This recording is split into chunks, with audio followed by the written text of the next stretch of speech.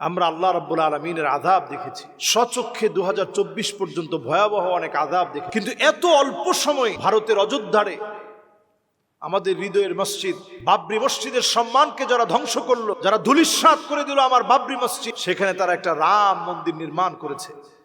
আপনারা দেখেছেন আল্লাহর আযাব কাকে বলে। 18,000 কোটি রুপি যার নির্মাণে ব্যয় হয়েছে, 18,000 কোটি রুপি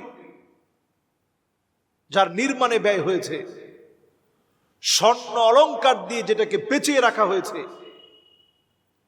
জায়গায় জায়গায় স্বর্ণের পাশাপাশি দামি দামি মণিমুক্তা ব্যবহার করা হয়েছে।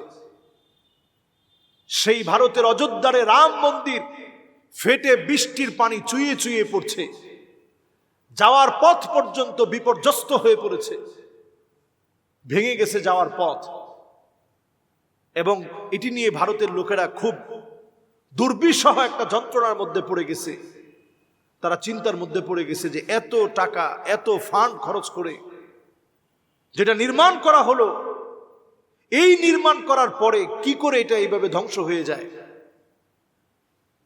এই ধ্বংস মাত্র শুরু হয়েছে।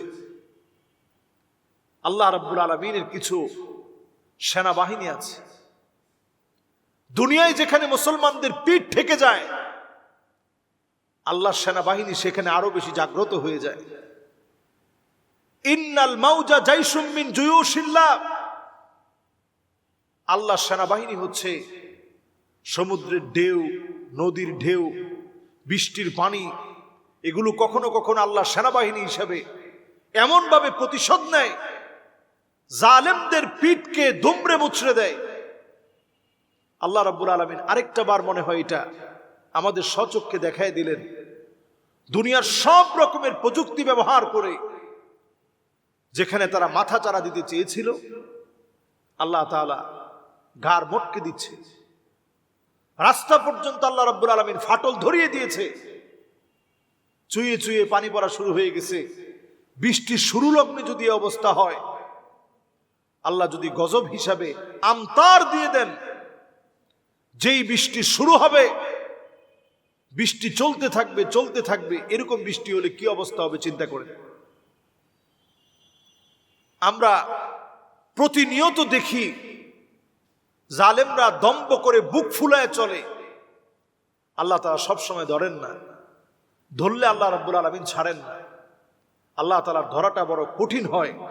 ইন্না বাতশা রাব্বিকা লাশাদীদ, তারা এতটা জুলুম চালিয়েছে, মুসলমানদের অতীত ঐতিহ্যের অংশ বিশেষ, মুসলিম শাসকদের শত শত বছরের শাসনের রেখে যাওয়া এই স্মৃতিগাথা, এই বাবরি মসজিদকে তারা ঘুরিয়ে দিয়ে রাম মন্দির স্থাপন করেছে।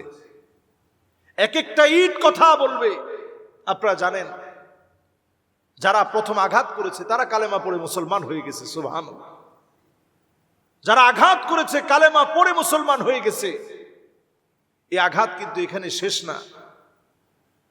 যারা যারা আঘাত করেছে, যারা এগুলাতে ইন্ধন জুগিয়েছে, এই পৃথিবীর 200 কোটি মুসলমানদের হৃদয়ে যারা রক্তক্ষরণ সৃষ্টি করেছে, সময়ের পরিবর্তন আসবে। অবশ্যই যিনি মুসলমানদেরকে আবার ঘুরে দাঁড়ানোর তৌফিক দিবেন তিনি আমার আল্লাহ। সময় আসবে, পরিবর্তন হবে, মুসলমানদের আবার এই হারানো ঐতিহ্য ফিরে আসবে। বাবরি মসজিদের হারিয়ে যাওয়ার স্মৃতি মুসলমান ভুলে যায় নাই। বাবরি মসজিদ দেশে দেশে গড়ে উঠবে, প্রত্যেকটা দেশে দেশে বাবরি মসজিদ গড়ে উঠবে। স্মৃতি থেকে মুসলমানদের বাবরি মসজিদকে আল্লাহ তাআলা মুছে দিবেন না, তার বিজয় হিসেবে আল্লাহ তাআলা দেখায় দিলেন। এই সবে মাত্র শুরু হয়েছে, আল্লাহর আযাব গজব আসবে। যারা আল্লাহর সেজদার জায়গাকে নষ্ট করে, ওমান আযলামু মিম্মান মানআ মাসাজিদাল্লাহ, যে জায়গায় আল্লাহর সেজদা হয় এই জায়গায় যারা বাধা দেয়, তাদের চাইতে বড় জালেম আর কে হতে পারে।